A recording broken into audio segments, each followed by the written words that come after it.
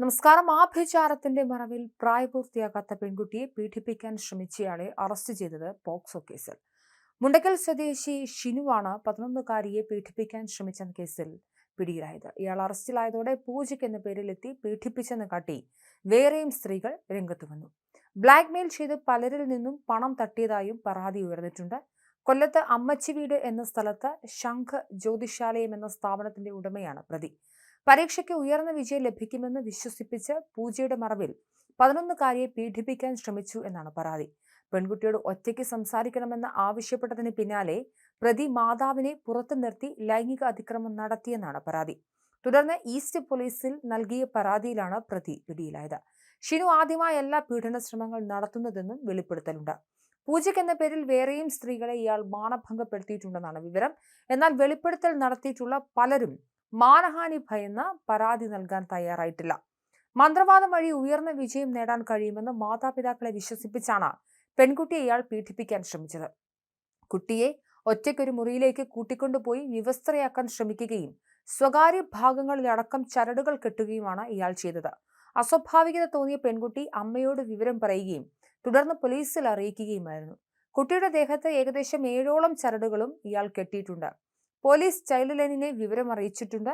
Child line കുട്ടിക്ക് കൗൺസിലിംഗും നൽകി.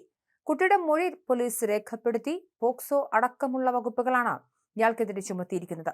ശംഖ് ജ്യോതിഷം എന്ന പേരിൽ അമ്മച്ചി വീട് എന്ന സ്ഥലത്താണ് ഷിനു സ്ഥാപനം നടത്തി വന്നിരുന്നത്. മറ്റുള്ളവരിൽ നിന്നും കേട്ടറിഞ്ഞാണ് ഷിനുവിന്റെ അടുത്തേക്ക് എത്തിയതെന്നും അമ്മ പറഞ്ഞു. പൂജ ചെയ്യണം, കുറച്ച് പൈസയാകുമെന്നും പറഞ്ഞുവെന്നും ആദ്യം ഒറ്റയ്ക്ക് വന്ന കാര്യങ്ങളെല്ലാം അന്വേഷിച്ച് പിന്നീട് മകളെയും കൂട്ടി വന്നെന്നും അമ്മ പറഞ്ഞു. വന്ന സമയത്ത് കുട്ടി പഠിക്കാൻ മോശമാണ്, ഒറ്റയ്ക്ക് കുറച്ച് കാര്യങ്ങൾ ചോദിക്കണമെന്നും ഇയാൾ പറഞ്ഞു. കാര്യങ്ങൾ ചോദിച്ചറിഞ്ഞാലേ പൂജ ചെയ്യാൻ കഴിയൂവെന്നും പറഞ്ഞു. എനിക്ക് വിശ്വാസമായതുകൊണ്ടും നല്ലൊരു മനുഷ്യനായെന്നും കരുതിയാണ് കുട്ടിയെ ഒറ്റയ്ക്ക് മുറിയിൽ വിട്ടത്. ഞാൻ പുറത്തു നിൽക്കുകയായിരുന്നു. ഏകദേശം 3/4 മണിക്കൂറോളം മകൾ മുറിയിലായിരുന്നു. പുറത്തിറങ്ങിയപ്പോൾ മകളുടെ മുഖത്ത് ഭയമുണ്ടായിരുന്നു.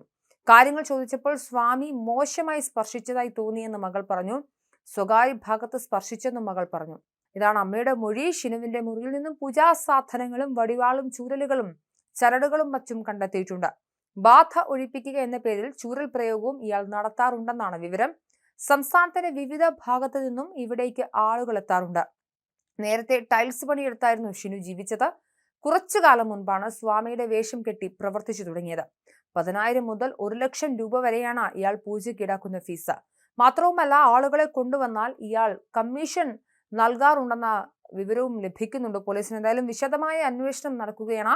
പോക്സോ കേസിലാണ് ആഭിചാരക്രിയയുടെ ഭാഗമായി ഷിനു അറസ്റ്റിലാവുന്നത്. ഇതുമായി ബന്ധപ്പെട്ട് നിരവധി സ്ത്രീകൾ തങ്ങളെ ഇയാൾ പീഡിപ്പിച്ചിട്ടുണ്ട് എന്നടക്കമുള്ള വിവരങ്ങളുമായി പോലീസിനെ ബന്ധപ്പെടുന്നുണ്ട് എന്നാണ് നമുക്ക് ലഭിക്കുന്ന വിവരം.